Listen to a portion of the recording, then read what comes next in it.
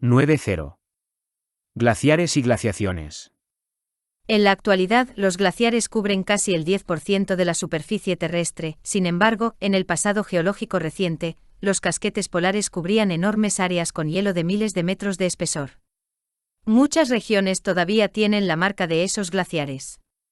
El carácter fundamental de lugares tan diversos como los Alpes, Cape Cod y el Valle Yosemite fue labrado por masas de hielo glaciar ahora desaparecidas.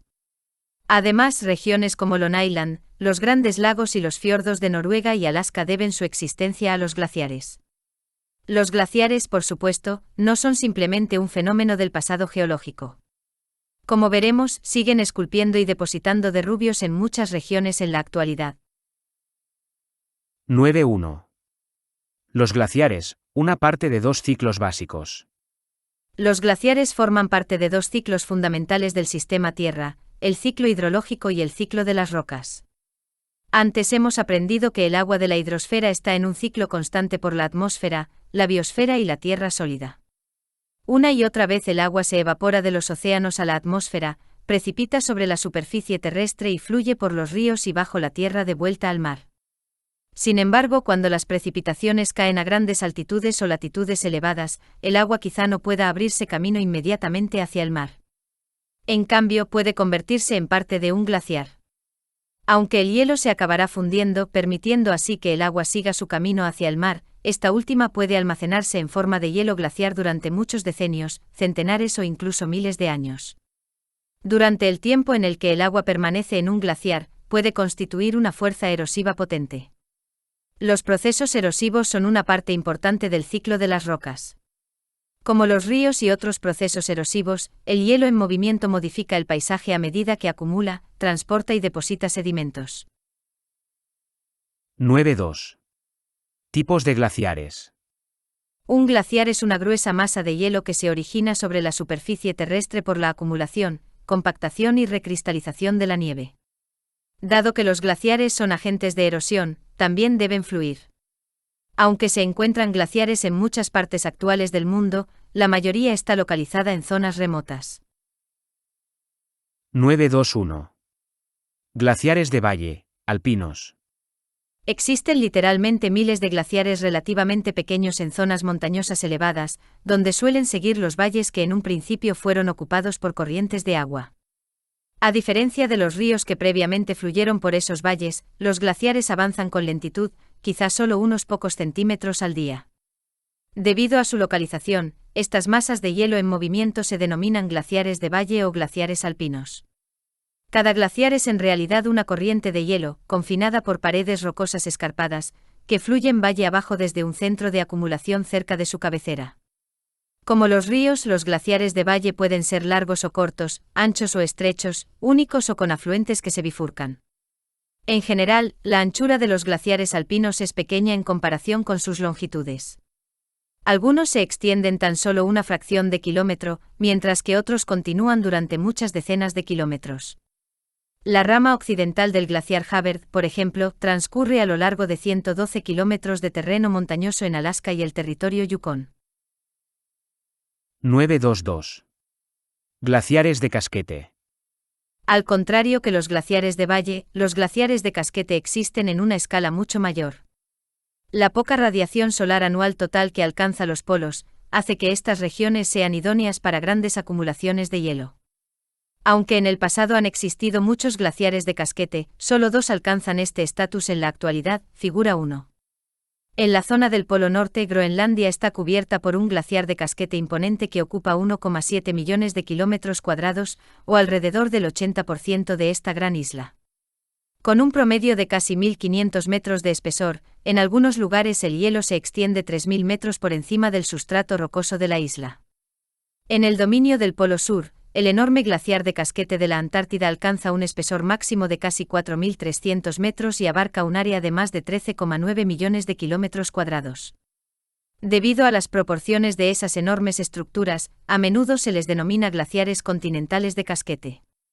De hecho, el conjunto de todas las áreas de glaciares continentales de casquete constituye en la actualidad casi el 10% de la superficie terrestre.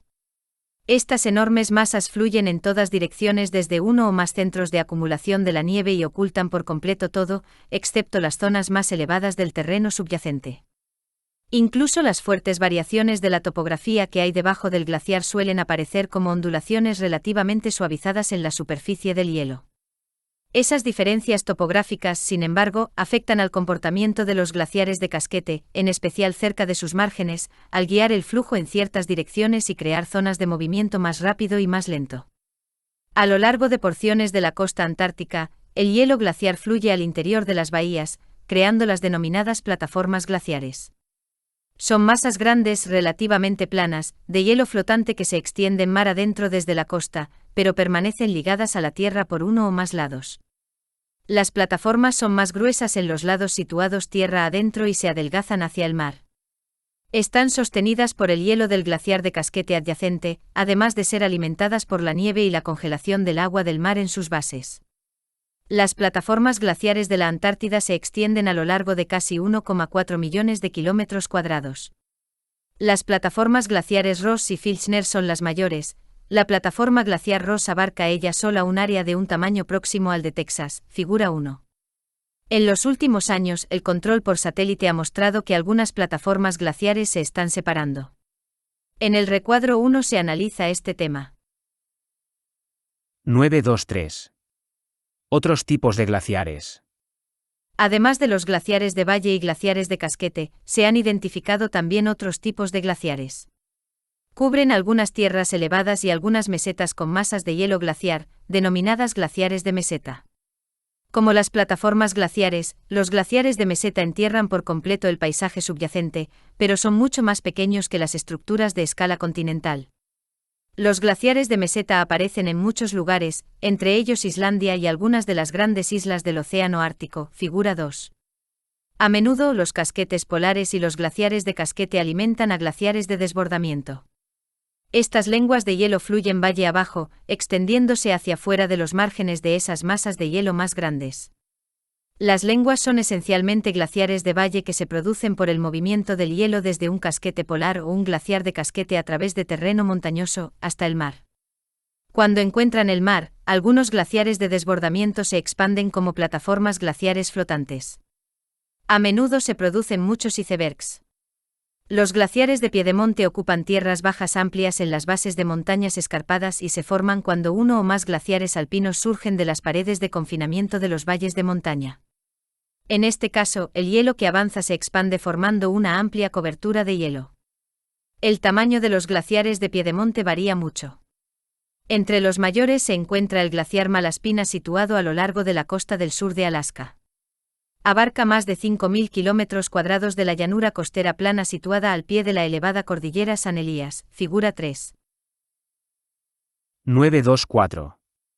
¿Qué pasaría si se fundiera el hielo? ¿Qué cantidad de agua se almacena en el hielo de un glaciar? Los cálculos realizados por el US Geological Survey indican que solo algo más del 2% del agua mundial se encuentra en los glaciares. Pero incluso un 2% de una cantidad enorme es mucho. El volumen total aproximado de solo los glaciares de valle es 210.000 kilómetros cúbicos, comparable a la combinación del volumen de los lagos de agua salina y de agua dulce más grandes del mundo. En cuanto a los glaciares de casquete, la de la Antártida está compuesta por el 80% del hielo mundial, y casi 2/3 del agua dulce de la Tierra, y cubre casi 1,5 veces el área de Estados Unidos. Si este hielo se fundiera, el nivel del mar se elevaría alrededor de 60 a 70 metros y el océano inundaría muchas zonas costeras densamente pobladas, figura 4. La importancia hidrológica del hielo de la Antártida puede ilustrarse de otra manera. Si los glaciares de casquete se fundiera a un ritmo uniforme, podría alimentar 1. el río Mississippi durante más de 50.000 años. 2. Todos los ríos de Estados Unidos durante unos 17.000 años. 3. El río Amazonas durante aproximadamente 5.000 años. O 4. Todos los ríos del mundo durante unos 750 años. 9.3. Formación del hielo glaciar. La nieve es la materia prima a partir de la cual se origina el hielo glaciar, por consiguiente, los glaciares se forman en áreas donde cae más nieve en invierno de la que se derrite durante el verano. Antes de que se cree un glaciar, la nieve debe convertirse en hielo glaciar. Esta transformación se muestra en la figura 5. Cuando las temperaturas permanecen por debajo del punto de congelación después de una nevada, la acumulación esponjosa de los delicados cristales hexagonales pronto empieza a cambiar. A medida que el aire se infiltra por los espacios que quedan entre los cristales, los extremos de los cristales se evaporan y el vapor de agua se condensa cerca de su centro. De esta manera los copos de nieve se hacen más pequeños, más gruesos y más esféricos, y desaparecen los espacios porosos grandes. Mediante este proceso el aire es expulsado, y lo que en una ocasión fue nieve esponjosa y ligera, recristaliza en una masa mucho más densa de pequeños granos que tienen la consistencia de una arena gruesa. Esta nieve recristalizada granular se denomina neviza, y suele encontrarse como componente de antiguos bancos de nieve cerca del final del invierno. A medida que se añade más nieve aumenta la presión en las capas inferiores, compactando con ello los granos de hielo situados en profundidad. Cuando el espesor del hielo y de la nieve supera los 50 metros, el peso es suficiente para fusionar la neviza en una masa sólida de cristales de hielo trabados. Se acaba de formar el hielo glaciar. 9.4. Movimientos de un glaciar. El movimiento del hielo glaciar se suele denominar flujo. El hecho de que el movimiento glaciar se describa de esta manera parece paradójico. ¿Cómo puede fluir un sólido? La forma mediante la cual fluye el hielo es compleja y básicamente de dos tipos. El primero de ellos, el flujo plástico, implica el movimiento dentro del hielo. El hielo se comporta como un sólido quebradizo hasta que la presión que tiene encima es equivalente al peso de unos 50 metros de hielo. Una vez sobrepasada esta carga, el hielo se comporta como un material plástico y empieza a fluir. Este flujo se produce debido a la estructura molecular del hielo. El hielo glaciar consiste en capas de moléculas empaquetadas unas sobre otras. Las uniones entre las capas son más débiles que las existentes dentro de cada capa. Por consiguiente, cuando un esfuerzo sobrepasa la fuerza de los enlaces que mantienen unidas las capas, éstas permanecen intactas y se deslizan unas sobre otras. Un segundo mecanismo, y a menudo igual de importante, del movimiento glaciar consiste en el desplazamiento de toda la masa de hielo a lo largo del terreno. Con la excepción de algunos glaciares localizados en las regiones polares, donde el hielo está probablemente congelado hasta el lecho de roca sólida, se piensa que la mayoría de los glaciares se mueve mediante este proceso denominado deslizamiento basal. En este proceso el agua de fusión actúa probablemente como un gato hidráulico y quizá como un lubricante que ayuda al desplazamiento del hielo sobre la roca. El origen del agua líquida está relacionado en parte con el hecho de que el punto de fusión del hielo disminuye a medida que aumenta la presión. Por consiguiente, en las zonas profundas del interior de un glaciar, el hielo puede estar en el punto de fusión, aun cuando su temperatura sea inferior a 0 grados. Además, otros factores pueden contribuir a la presencia de agua de fusión dentro de las zonas profundas del glaciar. Las temperaturas pueden incrementarse mediante el flujo plástico, un efecto similar al calentamiento por fricción, el calor añadido desde el interior de la Tierra y la recongelación del agua de fusión que se ha escurrido desde arriba. El último proceso depende de la propiedad, según la cual, a medida que el agua cambia de estado de líquido a sólido, se libera calor, denominado calor latente de fusión. En la figura 6, se ilustran los efectos de estos dos tipos básicos de movimiento glaciar. Este perfil vertical a través de un glaciar también demuestra que no todo el hielo fluye hacia adelante a la misma velocidad. La fricción por arrastre con el fondo del sustrato rocoso hace que las partes inferiores del glaciar se muevan mucho más despacio. Al contrario que en la parte inferior del glaciar, los 50 metros superiores, más o menos, no están sometidos a la suficiente presión como para exhibir flujo plástico. Antes bien, el hielo de esta zona superior es frágil y se le suele denominar, con propiedad, zona de fractura. El hielo de la zona de fractura es transportado, a caballo, por el hielo inferior. Cuando el glaciar se mueve sobre un terreno irregular, la zona de fractura está sujeta a tensión, lo que provoca hendiduras denominadas grietas. Estas hendiduras abismales pueden hacer que sea peligroso viajar a través de los glaciares y pueden extenderse hasta profundidades de 50 metros. Por debajo de esta profundidad, el flujo plástico la sella. 9.4.1. Velocidades de movimiento de un glaciar. A diferencia del flujo de las corrientes de agua, el movimiento de los glaciares no es evidente. Si pudiéramos observar a glaciar alpino moverse, veríamos que, como el agua de un río, todo el hielo del valle no se mueve valle abajo a una velocidad igual. De la misma manera que la fricción con el fondo del lecho de roca hace más lento el movimiento del hielo en el fondo del glaciar, la fricción creada por las paredes del valle hace que el flujo sea mayor en el centro del glaciar. Esto se demostró por primera vez por experimentos realizados durante el siglo XIX, en los cuales se colocaron unos marcadores en una línea recta que atravesaba la parte superior de un glaciar de valle. Periódicamente se fueron controlando las posiciones de las estacas, que revelaron el tipo de movimiento que se acaba de describir. ¿Con qué velocidad se mueve el hielo glaciar? Las velocidades medias varían considerablemente de un glaciar a otro. Algunos se mueven tan despacio que los árboles y otro tipo de vegetación pueden establecerse bien en los derrubios que se han acumulado en la superficie del glaciar, mientras que otros se mueven a velocidades de hasta varios metros al día.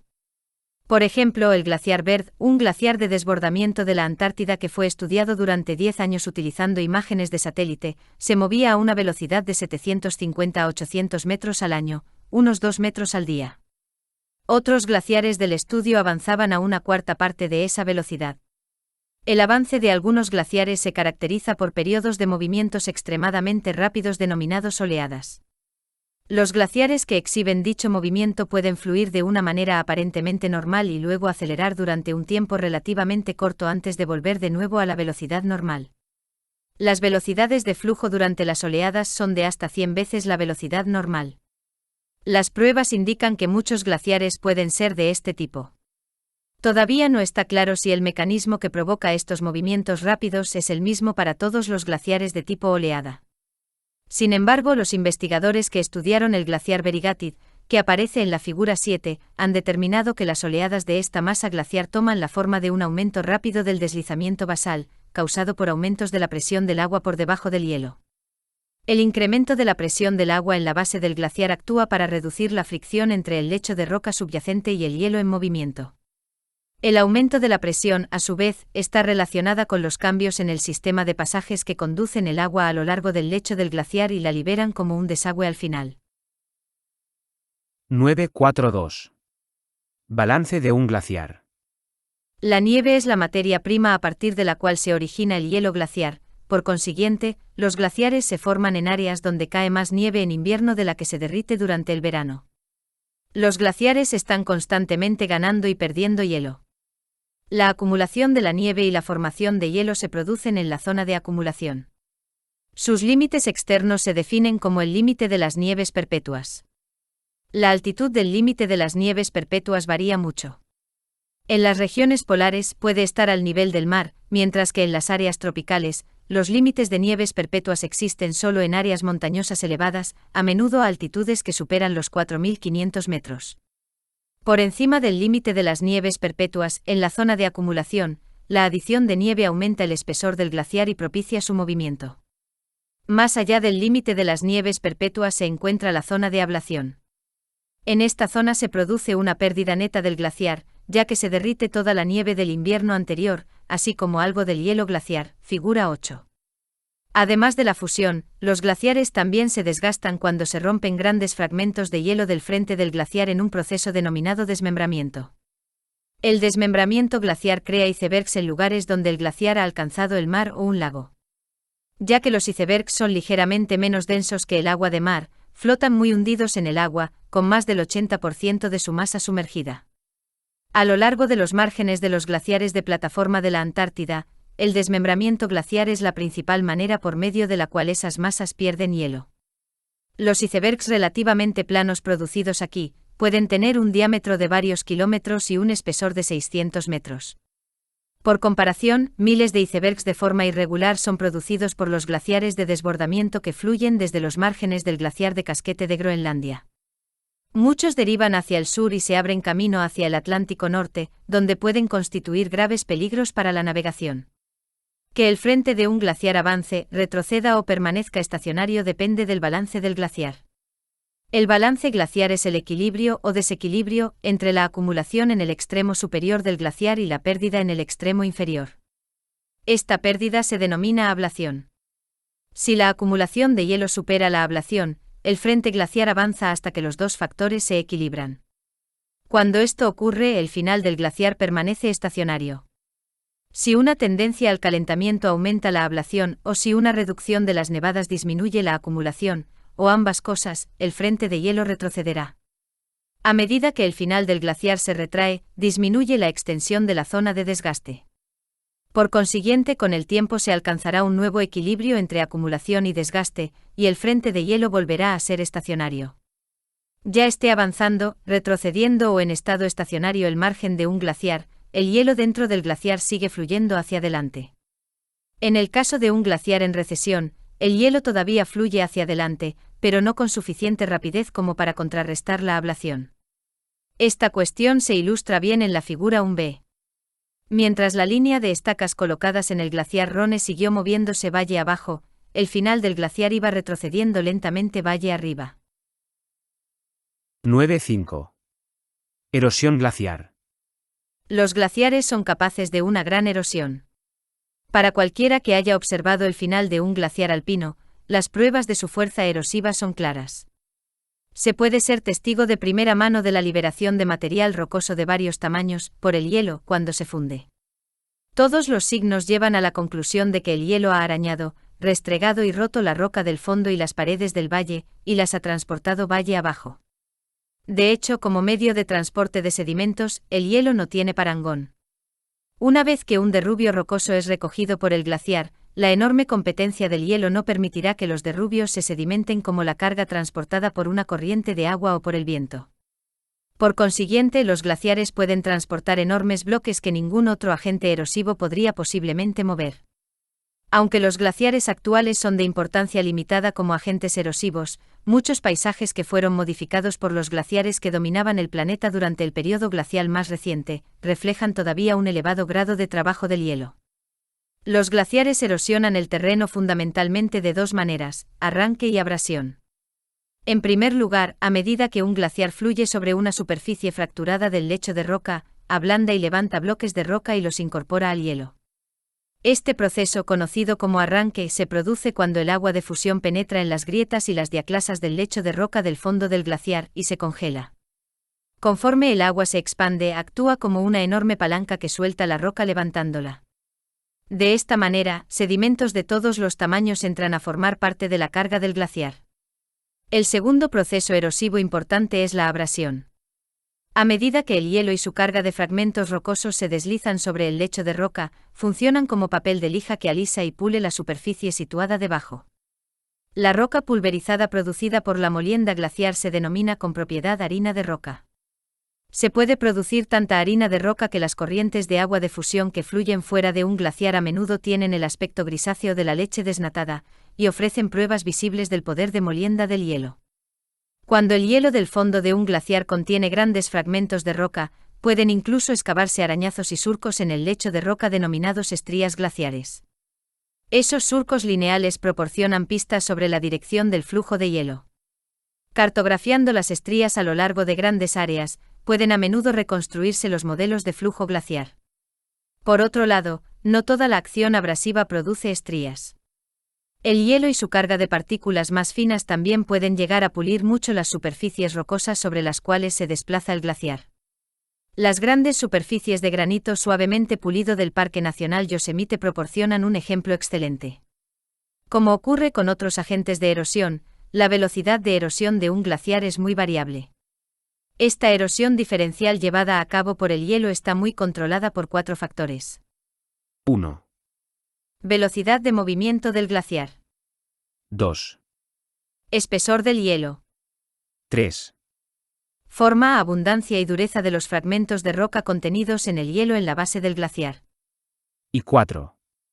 Erosionabilidad de la superficie por debajo del glaciar.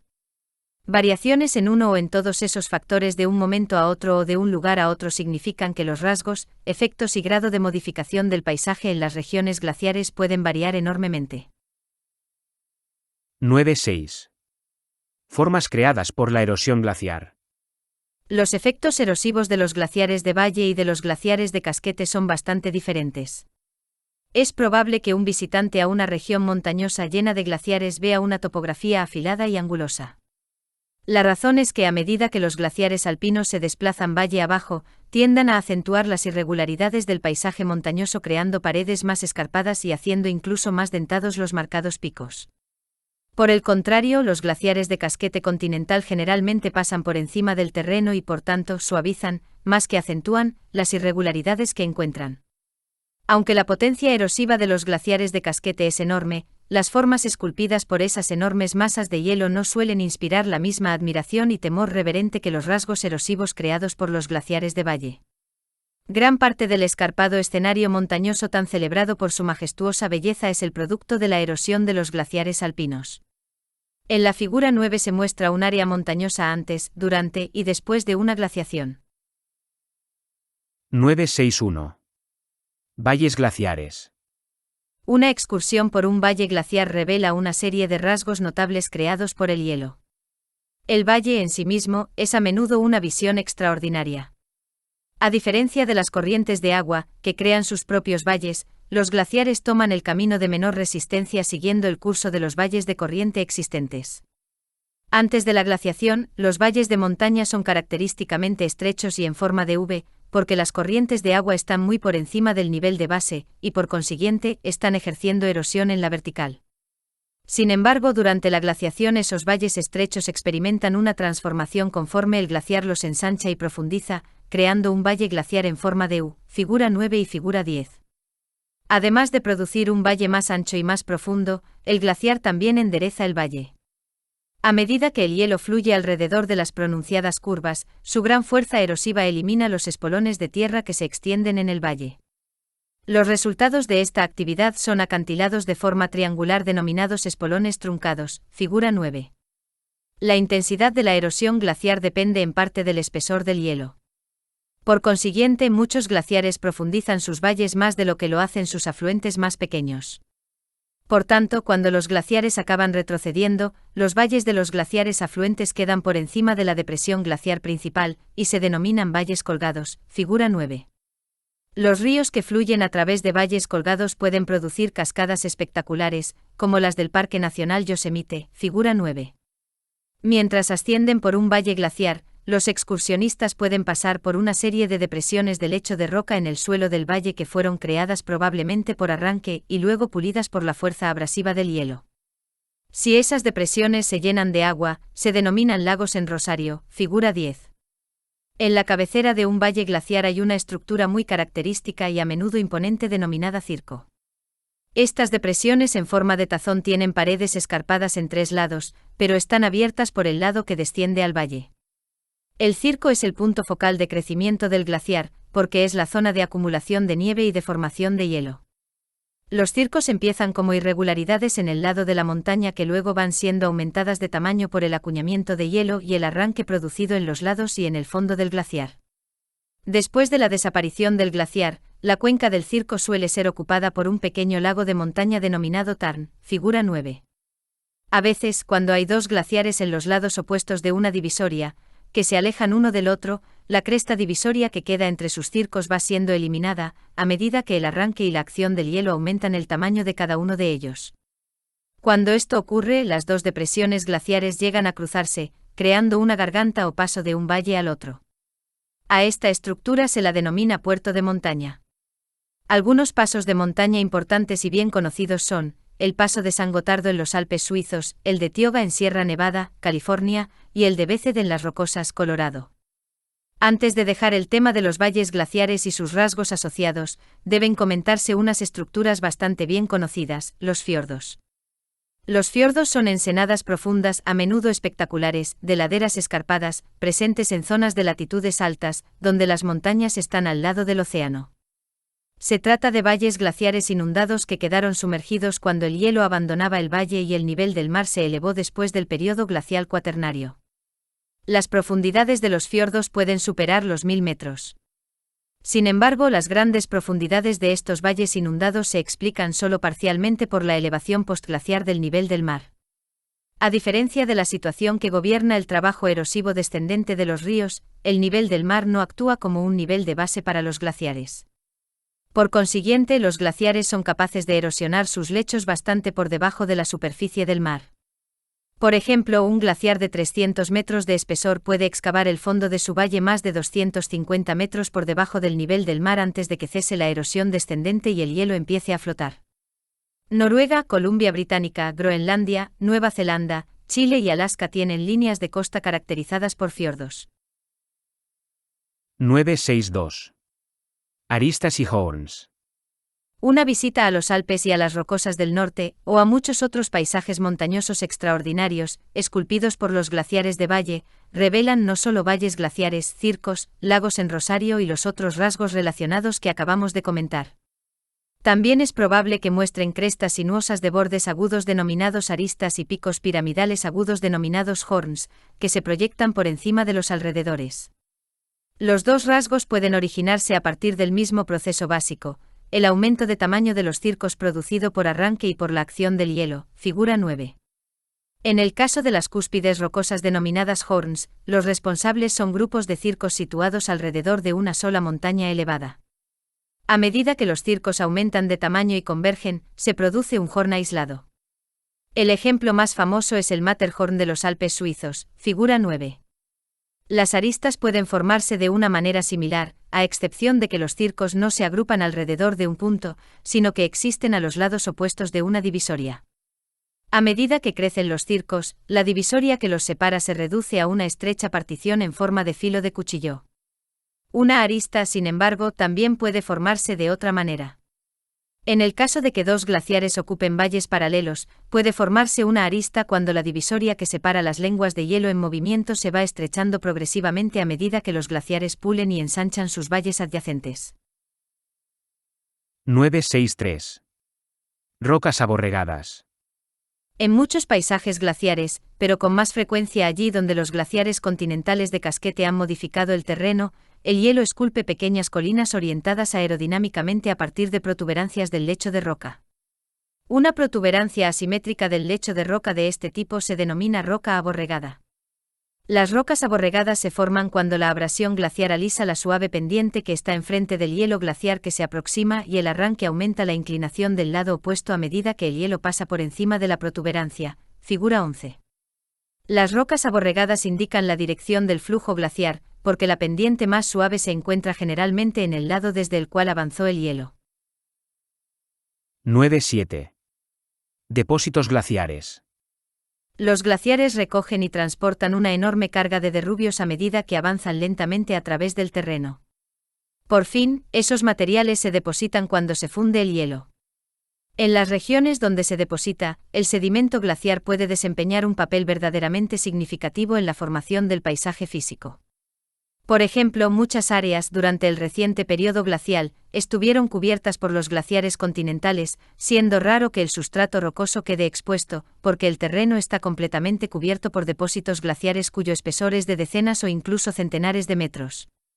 El efecto general de esos depósitos es el de reducir el relieve local y, por tanto, nivelar la topografía. De hecho, las escenas rurales que son familiares para muchos son el resultado directo de la sedimentación glaciar. Mucho antes de que se propusiera incluso la teoría de una edad del hielo generalizada, se reconocía que gran parte del suelo y los derrubios rocosos que cubren diversas zonas de Europa procedían de algún otro lugar. En aquella época se creía que esos materiales foráneos habían sido arrastrados a sus posiciones actuales por hielo flotante durante una inundación antigua. Por consiguiente, en inglés se dio el nombre de drift, que significa arrastre, a este sedimento. En castellano se denominan derrubios glaciares, término que abarca todos los sedimentos de origen glaciar sin importar cómo, dónde o de qué forma fueron depositados. Una de las características que distinguen los derrubios glaciares de los sedimentos dejados por otros agentes erosivos es que los depósitos glaciares consisten fundamentalmente en derrubios de roca mecánicamente meteorizada, que experimentaron poca o ninguna meteorización química antes de su deposición. Por tanto, los minerales que tienen una notable propensión a la descomposición química, como la hornblenda o las plagioclasas, a menudo son componentes abundantes de los sedimentos glaciares. Los geólogos dividen los derrubios glaciares en dos tipos distintos. 1. Los materiales depositados directamente por el glaciar, que se conocen como tills. Y 2. Los sedimentos dejados por el agua de fusión del glaciar, denominados derrubios estratificados. Consideraremos ahora las formas creadas por cada uno de estos tipos. 9.8. Formas constituidas por tills. Un til se deposita a medida que el hielo glacial se funde y deja su carga de fragmentos rocosos. A diferencia de las corrientes de agua y viento, el hielo no puede seleccionar el sedimento que transporta, por consiguiente, los depósitos de til son mezclas característicamente no seleccionadas de granos de muchos tamaños, figura 12. Un examen de cerca de este sedimento demuestra que muchos de sus fragmentos están arañados y pulidos como consecuencia de haber sido arrastrados por el glaciar. Estos fragmentos ayudan a distinguir el til de otros depósitos que son una mezcla de tamaños diferentes de sedimento, como los materiales procedentes de un flujo de derrubios o un deslizamiento de rocas. Los grandes bloques encontrados en el til o libre sobre la superficie se denominan erráticos glaciares, si son diferentes del lecho de roca sobre el que se encuentran. Por supuesto, esto significa que deben haber sido desviados de su lugar de origen, fuera del área donde se encuentran. Aunque se desconoce la localidad de donde proceden muchos bloques erráticos, puede determinarse el origen de algunos. En muchos casos, los enormes bloques fueron transportados hasta 500 kilómetros de su área original, y en unos pocos casos, más de 1000 kilómetros. Por consiguiente, estudiando los bloques erráticos glaciares, así como la composición mineral del til que queda, los geólogos son a veces capaces de seguir la pista a un lóbulo de hielo. En zonas de Nueva Inglaterra y otras áreas, los bloques erráticos salpican los pastos y los campos de labranza. De hecho, en algunos lugares estas grandes rocas fueron recogidas de los campos y apiladas para construir vallas y muros. Mantener limpios los campos, sin embargo, es una tarea que nunca se acaba porque cada primavera aparecen bloques erráticos nuevos. El levantamiento del suelo por congelación durante el invierno los saca a la superficie. 9.8.1. Morrenas laterales y centrales. El término más común para las formas constituidas por los depósitos glaciares es el de morrena. Originalmente este término lo utilizaron los campesinos franceses para referirse a los rebordes y los terraplenes de derrubios encontrados cerca de los márgenes de los glaciares en los Alpes franceses. En la actualidad, sin embargo, morrena tiene un significado más amplio, porque se aplica a una serie de formas, todas ellas compuestas fundamentalmente por til. Los glaciares alpinos producen dos tipos de morrenas que aparecen exclusivamente en los valles de montaña. El primero de ellos se denomina morrena lateral. Como vimos antes, cuando un glaciar alpino se desplaza valle abajo, el hielo erosiona las laderas del valle con gran eficacia. Además, se añaden grandes cantidades de derrubios a la superficie del glaciar a medida que el material cae, o se desliza, desde una posición más elevada en los muros del valle y se acumula en los bordes del hielo en movimiento. Cuando el hielo acaba por derretirse, esta acumulación de derrubios se deja caer cerca de las paredes del valle. Estas acumulaciones de til que corren paralelas a los laterales del valle constituyen las morrenas laterales. El segundo tipo de morrena que es exclusivo de los glaciares alpinos es la morrena central. Las morrenas centrales se crean cuando dos glaciares alpinos se unen para formar una sola corriente de hielo. El til que antes era transportado a lo largo de los laterales de cada glaciar se junta para formar una única banda oscura de derrubios dentro del recién ensanchado glaciar. La creación de estas bandas oscuras dentro de la corriente de hielo es una prueba obvia de que el hielo glaciar se mueve, porque la morrena no podría formarse si el hielo no fluyera valle abajo. Es bastante común ver varias morrenas centrales dentro de un solo glaciar alpino grande, porque se formará una línea cuando un glaciar afluente se una al valle principal. 9.8.2. Morrenas terminales y de fondo.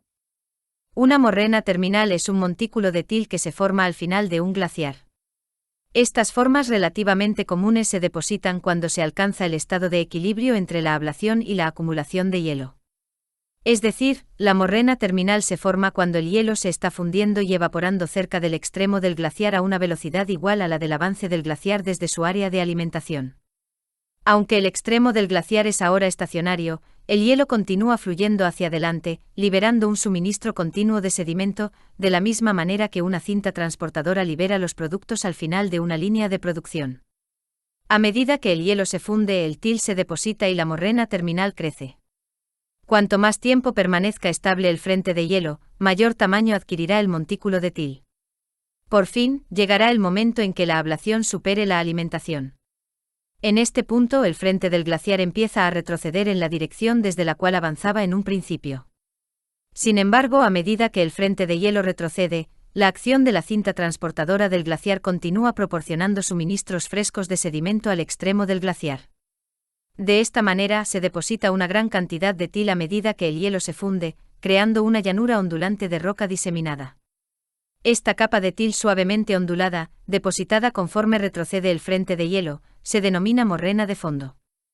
La morrena de fondo tiene un efecto nivelador, rellenando los puntos bajos y obturando los viejos cauces de corrientes de agua, induciendo a menudo un desarreglo del sistema de drenaje existente.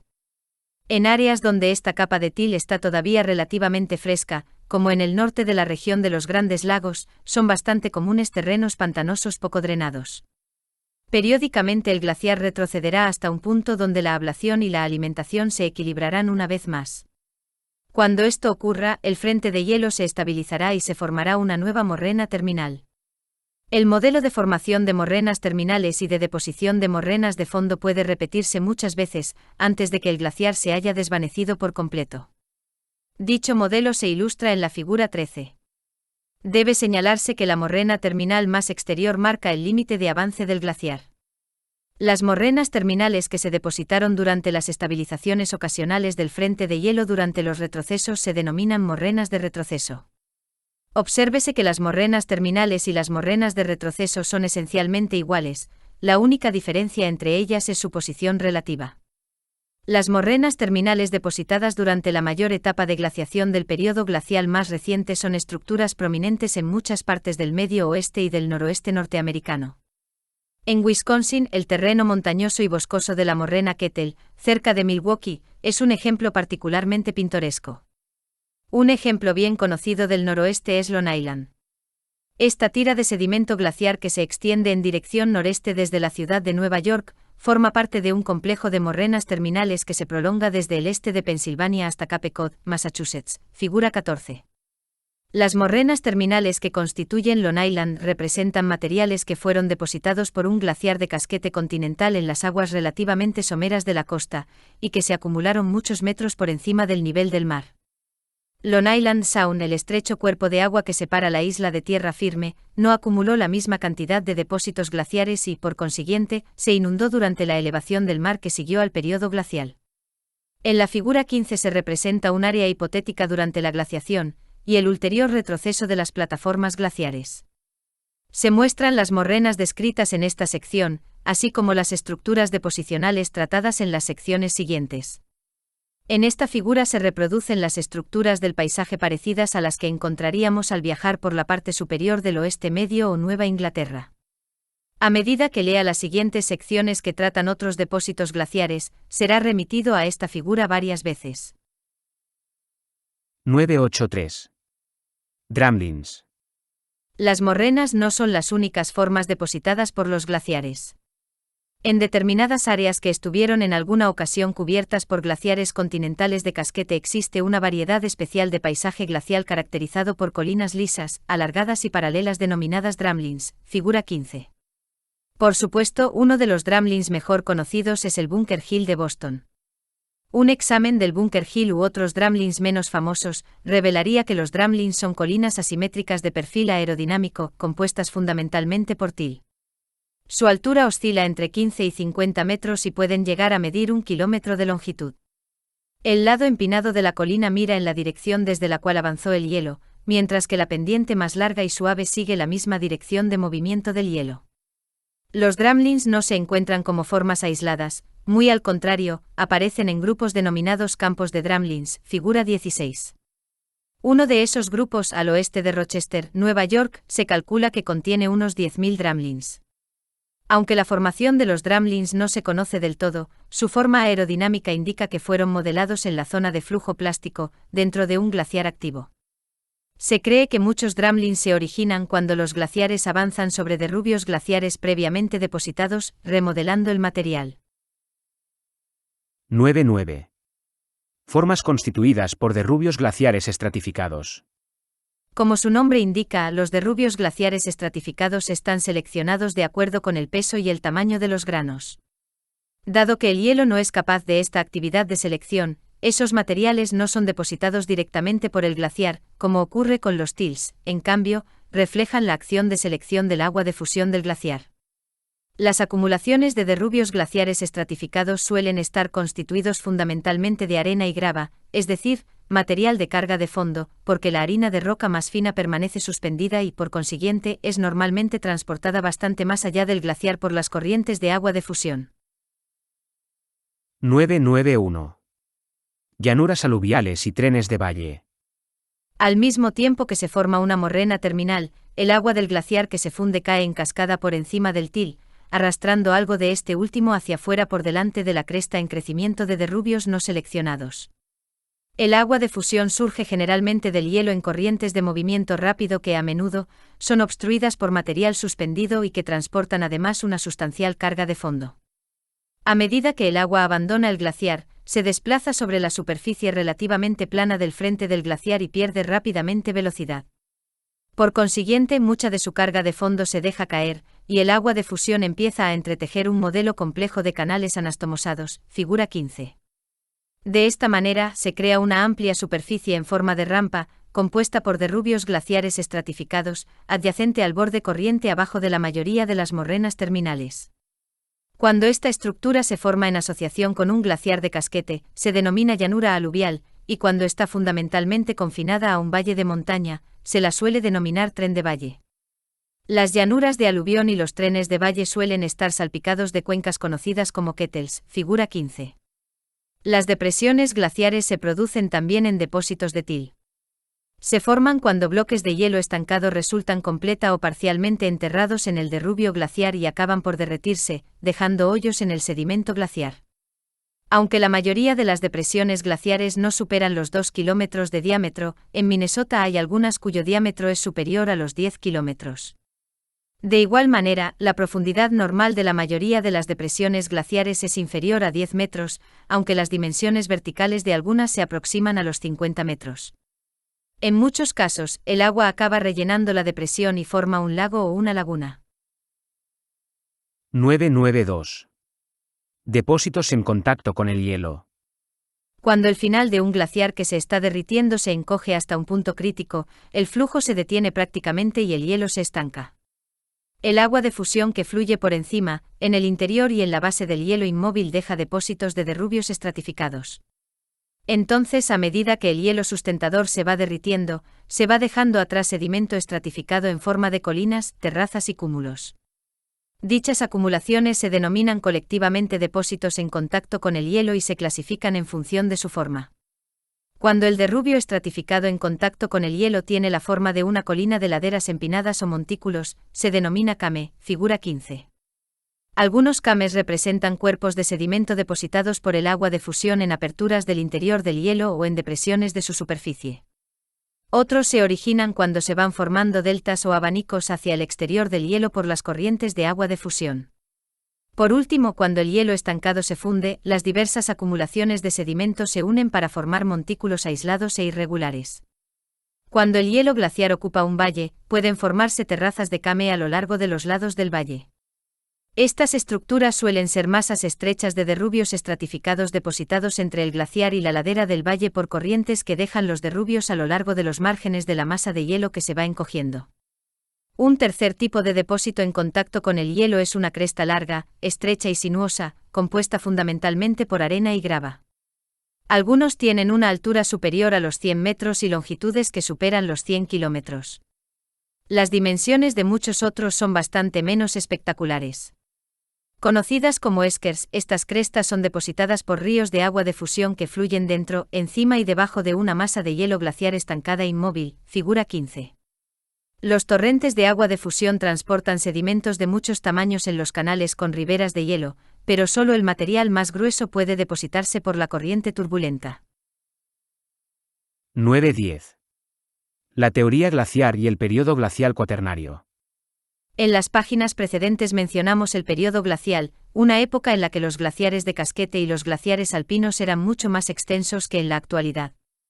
Como se observó, hubo un tiempo en el que la explicación más popular para lo que ahora conocemos como depósitos glaciares era que el material había sido arrastrado allí por medio de icebergs o quizá simplemente arrastrado a través del paisaje por una inundación catastrófica. que convenció a los geólogos de que un período glacial generalizado fue el responsable de esos depósitos y muchas otras estructuras glaciares. En 1821, un ingeniero suizo, Ignaz Benetz, presentó un artículo en el que sugería la presencia de rasgos de paisaje glaciar a distancias considerables de los glaciares existentes en los Alpes. Esto implicaba que los glaciares habían sido alguna vez mayores y ocupado posiciones más distantes valle abajo. Otro científico suizo, Louis Agassiz, dudó de la actividad glaciar generalizada propuesta por Benetz. Se propuso demostrar que la idea no era válida. Irónicamente, su trabajo de campo de 1836 en los Alpes le convenció de los méritos de la hipótesis de su colega. De hecho, un año más tarde Agassiz planteó la hipótesis de un gran período glacial que había tenido efectos generales y de largo alcance, una idea que iba a proporcionar a Agassiz fama mundial. La prueba de la teoría glaciar propuesta por Agassiz y otros constituye un ejemplo clásico de la aplicación del principio del uniformismo. Al darse cuenta de que ciertas estructuras no pueden formarse por procesos conocidos distintos de la acción glaciar, los investigadores fueron capaces de empezar a reconstruir la extensión de los glaciares de casquete ahora desaparecidos, en función de la presencia de rasgos y depósitos encontrados bastante más allá de los márgenes de los glaciares actuales. De esta manera, el desarrollo y la verificación de la teoría glaciar continuó durante el siglo XIX, y a través de los esfuerzos de muchos científicos, se aclaró el conocimiento sobre la naturaleza y la extensión de los antiguos glaciares de casquete. Al comenzar el siglo XX, los geólogos habían determinado en gran medida la extensión que había alcanzado la glaciación durante el período glacial cuaternario. Además, durante sus investigaciones habían descubierto que muchas regiones glaciares no tenían solamente una capa de derrubios glaciares, sino varias. Por otro lado, un examen de cerca de esos antiguos depósitos demostró zonas bien desarrolladas de meteorización química y formaciones de suelo, así como los restos de plantas que precisan temperaturas cálidas. Las pruebas eran claras: no había habido solo un avance glaciar, sino muchos, separados cada uno por periodos extensos cuyos climas habían sido tan cálidos o más que el actual. El período glacial no había sido simplemente una época en la que el hielo avanzó sobre la Tierra, la cubrió durante una época y luego retrocedió. Más bien fue un acontecimiento muy complejo caracterizado por una serie de avances y retrocesos del hielo glaciar. A principios del siglo XX se había establecido una división cuádruple del período glacial cuaternario para Norteamérica y Europa. Las divisiones se basaron sobre todo en estudios de los depósitos glaciares. En América del Norte, cada una de las 4 etapas principales fue nombrada con el estado donde los depósitos de esa etapa estaban bien expuestos o fueron estudiados por primera vez. Se trata, en orden de aparición, del nebraskiense, kansaniense, illinoyense y wisconsiense. Estas divisiones tradicionales permanecieron hasta hace relativamente poco, cuando se supo que testigos de sondeos de sedimentos procedentes del suelo oceánico contienen un registro mucho más completo del cambio climático ocurrido durante el período glacial cuaternario.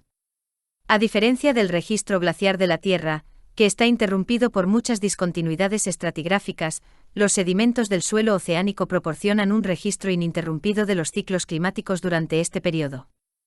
Los estudios de esos sedimentos del fondo oceánico demostraron que se habían producido ciclos glaciares interglaciares aproximadamente cada 100.000 años. Se identificaron alrededor de 20 de esos ciclos de enfriamiento y calentamiento para el intervalo que denominamos período glacial cuaternario. Durante la época glaciar, el hielo dejó su impronta sobre casi el 30% del área de superficie de la Tierra, abarcando unos 10 millones de kilómetros cuadrados de América del Norte, 5 millones de kilómetros cuadrados de Europa, y 4 millones de kilómetros cuadrados de Siberia, figura 17. La cantidad de hielo glaciar del hemisferio norte era alrededor del doble que la del hemisferio sur. La razón fundamental es que el hielo polar meridional no pudo expandirse más allá de los márgenes de la Antártida. Por el contrario, Norteamérica y Eurasia proporcionaron grandes espacios de tierra para la expansión de los glaciares de casquete. En la actualidad, sabemos que el período glacial empezó hace entre 2 y 3 millones de años. Esto significa que la mayoría de las principales etapas glaciares se produjo durante una división de la escala de tiempo geológico denominada Pleistoceno. Aunque el Pleistoceno se utiliza normalmente como sinónimo de período glacial, observaremos que esta época no abarca todo el último período glacial. El glaciar de casquete de la Antártida, por ejemplo, se formó probablemente hace al menos 14 millones de años y, de hecho, podría ser mucho más antiguo. 9-11. Algunos efectos indirectos de los glaciares del período glacial cuaternario. Además del trabajo erosivo y deposicional masivo llevado a cabo por los glaciares del Pleistoceno, los glaciares de casquete tuvieron otros efectos, a veces profundos, sobre el paisaje. Por ejemplo, a medida que el hielo avanzaba y retrocedía, los animales y las plantas se vieron obligados a migrar. Esto indujo a esfuerzos que algunos organismos no pudieron tolerar. Por consiguiente, se extinguió una serie de plantas y animales. Además, muchos de los cursos de corrientes de agua actuales no tienen nada que ver con sus rutas preglaciares. En el recuadro 2 se describe este efecto. Otros ríos que en la actualidad llevan poca agua pero ocupan cauces amplios, son testimonio del hecho de que en alguna ocasión transportaron torrentes de agua de fusión glaciar. En zonas que fueron centros de acumulación glaciar, como Escandinavia y el escudo canadiense, la Tierra se ha ido levantando lentamente en los últimos miles de años. En la región de la bahía de Hudson se ha producido un levantamiento de casi 300 metros. Esto es también consecuencia de los glaciares continentales de casquete. Pero ¿cómo el hielo glaciar puede producir esos movimientos verticales de la corteza? Ahora sabemos que la Tierra se está levantando porque el peso añadido de la masa de hielo de 3 kilómetros de espesor produjo un pandeo hacia abajo de la corteza de la Tierra. Después de la eliminación de esta inmensa carga, la corteza se ha ido ajustando desde entonces mediante reajuste gradual hacia arriba, figura 18. Por supuesto, uno de los efectos más interesantes y quizá dramáticos del período glacial fue el descenso y la elevación del nivel del mar, que acompañó al avance y retroceso de los glaciares. En secciones anteriores de este capítulo se ha señalado que el nivel del mar se elevaría unos 60 o 70 metros, si el agua ahora atrapada en el glaciar del casquete de la Antártida se derritiera por completo. Dicho suceso inundaría muchas áreas costeras densamente pobladas. Aunque el volumen total de hielo glaciar es grande, superior a 25 millones de kilómetros cúbicos, durante el período glacial cuaternario el volumen de hielo glaciar ascendía a unos 70 millones de kilómetros cúbicos, o 45 millones más que en la actualidad. Dado que sabemos que la nieve a partir de la cual se forman los glaciares procede en último término de la evaporación del agua de los océanos, el crecimiento de los glaciares de casquete debe haber causado un descenso mundial del nivel del mar, figura 19. De hecho, los cálculos sugieren que el nivel del mar estuvo hasta 100 metros por debajo del actual. Por tanto, tierra que en la actualidad está inundada por los océanos estaba seca. La costa atlántica de Estados Unidos se encontraba a más de 100 kilómetros al este de la ciudad de Nueva York. Francia y Gran Bretaña estaban unidas donde en la actualidad está el Canal de la Mancha, Alaska y Siberia estaban conectadas a través del Estrecho de Bering, y el sureste asiático estaba conectado con las islas de Indonesia por tierra. Si bien la formación y crecimiento de los glaciares de casquete fue una respuesta obvia a cambios significativos del clima, la existencia de los propios glaciares desencadenó importantes cambios climáticos en las regiones situadas más allá de sus márgenes. En las zonas áridas y semiáridas de todos los continentes, las temperaturas eran inferiores, y por tanto, la evaporación era menor, pero al mismo tiempo, se experimentaron precipitaciones totales moderadas. Este clima más húmedo y más frío formó muchos lagos pluviales, del latín pluvia, que significa lluvia. En Norteamérica, la mayor concentración de lagos pluviales se produjo en la enorme región Basin and Range de los estados de Nevada y Utah, figura 20. Con mucho, el mayor de los lagos de esta región fue el lago Bonneville. Con profundidades máximas que superan los 300 metros y un área de 5.000 kilómetros cuadrados, el lago Bonneville tenía casi el mismo tamaño que el actual lago Michigan. A medida que los glaciares de casquete iban menguando, el clima se volvió de nuevo más árido y los niveles de los lagos, como respuesta, disminuyeron. Aunque la mayoría de los lagos desapareció por completo, quedan unos pequeños restos del lago Bonneville, entre ellos el más grande y el más conocido, el Gran Lago Salado. 9.12. Causas de las glaciaciones. Se sabe mucho sobre los glaciares y las glaciaciones, véase recuadro 3. Se ha aprendido mucho sobre la formación y el movimiento de los glaciares, la extensión de los glaciares en el pasado y en la actualidad, y las formas creadas por los glaciares, tanto erosivas como deposicionales. Sin embargo, todavía no se ha establecido una teoría generalmente aceptada para explicar las causas de los períodos glaciales. Aunque han transcurrido más de 160 años desde que Louis Agassiz propuso su teoría de una gran edad del hielo, no existe acuerdo completo con respecto a las causas de esos acontecimientos. Aunque la glaciación generalizada ha sido rara en la historia de la Tierra, esa edad del hielo que abarcó el Pleistoceno no es el único periodo glacial del que existen datos. Depósitos denominados tillitas, una roca sedimentaria formada cuando se litifica el til glaciar, indican la existencia de glaciaciones anteriores. Esos depósitos, encontrados en estratos de edades diferentes, contienen normalmente fragmentos de roca estriada, y algunas están superpuestas a superficies de lecho de roca pulida y acanalada o están asociadas con areniscas y conglomerados que muestran rasgos de depósitos de llanura aluvial. Se han identificado 2 episodios glaciares precámbricos en el registro geológico, el primero hace aproximadamente 2.000 millones de años y el segundo hace unos 600 millones de años.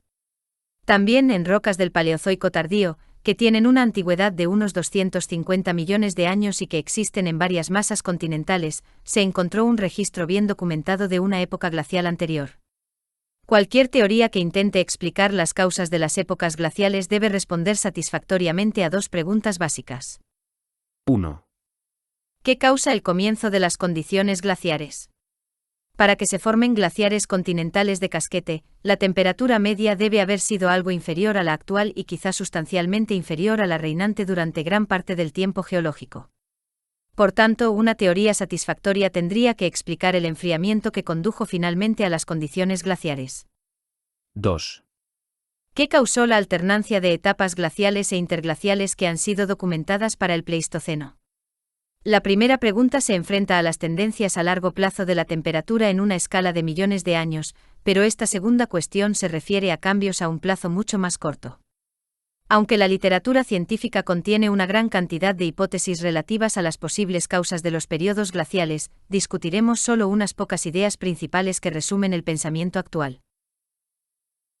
9.12.1. Tectónica de placas. Probablemente la propuesta más atractiva para explicar el hecho de que hubo glaciaciones extensas tan solo unas pocas veces en el pasado geológico procede de la teoría de la tectónica de placas. Dado que los glaciares se pueden formar solo sobre tierra firme, sabemos que debían existir masas continentales en algún lugar de las latitudes más altas antes de que pudiera comenzar un periodo glacial. Muchos científicos sugieren que los periodos glaciales se han producido solo cuando las placas de corteza terrestre a la deriva han transportado los continentes de las latitudes tropicales a posiciones más próximas a los polos. Estructuras glaciares en los continentes africano, australiano, suramericano e indio actuales indican que esas regiones, que son ahora tropicales o subtropicales, experimentaron un periodo glacial cerca del final del Paleozoico, hace unos 250 millones de años. Sin embargo, no hay pruebas de que existieran glaciares de casquete durante ese mismo periodo en lo que en la actualidad son latitudes más altas de Norteamérica y Eurasia. Durante muchos años, esto desconcertó a los científicos. Fue el clima en esas latitudes relativamente tropicales semejante en alguna ocasión al clima actual de Groenlandia y la Antártida. ¿Por qué no se formaron glaciares en Norteamérica y Eurasia? Hasta que no se formuló la teoría de la tectónica de placas, no hubo una explicación razonable. En la actualidad, los científicos saben que las áreas que contienen esos rasgos glaciares antiguos estuvieron juntas en un supercontinente localizado en latitudes lejanas a sus posiciones meridionales actuales. Más tarde, esta masa de tierra se separó y sus fragmentos, cada uno desplazándose en una placa diferente, derivaron hacia sus posiciones actuales. Figura 21. Ahora sabemos que durante el pasado geológico, los movimientos de placa fueron responsables de muchos cambios climáticos extraordinarios a medida que los continentes se desplazaban unos en relación con otros y se dirigían a posiciones latitudinales diferentes. También debieron ocurrir cambios en la circulación oceánica, que alteraron el transporte del calor y la humedad, y por consiguiente también el clima. Debido a que la velocidad de movimiento de las placas es muy lenta, unos pocos centímetros al año, solo se producen cambios apreciables en las posiciones de los continentes a lo largo de grandes periodos de tiempo geológico. Por tanto, los cambios climáticos desencadenados por el desplazamiento de las placas son extremadamente graduales y ocurren a una escala de millones de años. 9.12.2. Variaciones en la órbita de la Tierra. Dado que los cambios climáticos producidos por el movimiento de las placas son extremadamente graduales, la teoría de la tectónica de placas no puede utilizarse para explicar la alternancia entre los climas glacial e interglacial que se produjo durante el Pleistoceno. Por consiguiente, debemos considerar algún otro mecanismo desencadenante que pueda causar cambios climáticos a una escala de millares, antes que de millones, de años. Muchos científicos creen en la actualidad que las oscilaciones climáticas que caracterizaron al Pleistoceno pueden estar vinculadas a variaciones de la órbita terrestre. Esta hipótesis fue desarrollada por primera vez y defendida con intensidad por el científico serbio Milutin Milanković, y se basa en la premisa de que las variaciones de la radiación solar entrante son un factor principal en el control del clima terrestre. Milanković formuló un modelo matemático exhaustivo basándose en los siguientes elementos, figura 22. 1. Variaciones en la forma, excentricidad, de la órbita de la Tierra alrededor del Sol. 2. Cambios en la oblicuidad, es decir, cambios en el ángulo que forma el eje con el plano de la órbita terrestre. Y 3. El bamboleo, fluctuación del eje de la Tierra, denominado precesión. Utilizando estos factores, Milanković calculó variaciones en la recepción de energía solar y la correspondiente temperatura superficial de la Tierra en épocas pretéritas, en un intento de correlacionar esos cambios con las fluctuaciones climáticas del Pleistoceno. Al explicar los cambios climáticos que resultan de estas tres variables, obsérvese que causan poca o ninguna variación en el total de la energía solar que alcanza el suelo. En cambio, su efecto se deja sentir, porque cambia el grado de contraste entre las estaciones. Inviernos algo más suaves en las latitudes medias a altas significan mayores nevadas totales, mientras que veranos más fríos producirían una reducción de la fusión de la nieve. Entre los estudios que han añadido credibilidad a la teoría astronómica de Milanković, se cuenta uno en el que se analizaron sedimentos marinos profundos, que contenían ciertos microorganismos climáticamente sensibles para establecer una cronología de los cambios de temperatura, mirando hacia atrás casi medio millón de años. Esta escala temporal de cambio climático se comparó entonces con los cálculos astronómicos de excentricidad, oblicuidad y precesión para determinar si existía de hecho una correlación. Aunque el estudio era muy complicado y matemáticamente complejo, las conclusiones fueron contundentes. Los investigadores observaron que las variaciones principales del clima durante los últimos centenares de miles de años estaban asociadas de manera muy directa con los cambios de la geometría de la órbita terrestre, es decir, se demostró que los ciclos de cambio climático se corresponden estrechamente con los periodos de oblicuidad, precesión y excentricidad orbital. De manera más específica, los autores afirmaron: se concluye que los cambios en la geometría de la órbita terrestre son la causa fundamental de la sucesión de los periodos glaciares durante el Cuaternario. Resumamos brevemente las ideas que se acaban de describir. La teoría de la tectónica de placas nos proporciona una explicación para lapsos ampliamente espaciados y no periódicos de las condiciones glaciares en diversos momentos del pasado geológico, mientras que la teoría propuesta por Milanković y apoyada por el trabajo de J. de Hayes y sus colaboradores proporciona una explicación para la alternancia de episodios glaciales e interglaciales del Pleistoceno. En conclusión, destacamos que las ideas que se acaban de discutir no representan las únicas explicaciones posibles de los periodos glaciales. Aunque interesantes y atractivas, estas proposiciones no están desde luego exentas de críticas, ni son tampoco las únicas posibilidades actualmente en estudio. Quizá intervengan, y probablemente sea así, otros factores.